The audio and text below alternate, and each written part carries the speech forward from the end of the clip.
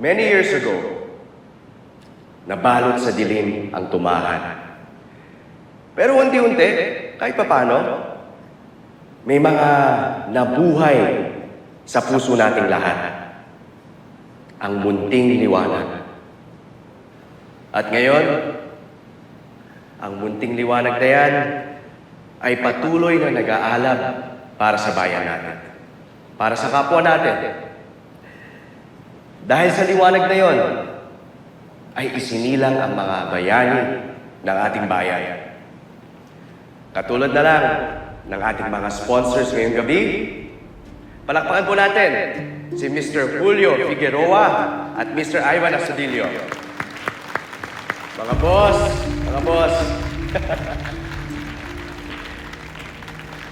maraming salamat po sa inyo. Sana proud kayo sa outcome ngayong gabi. Pero hindi lang sa kanila nagtatapos ang kwento ng kabayanihan.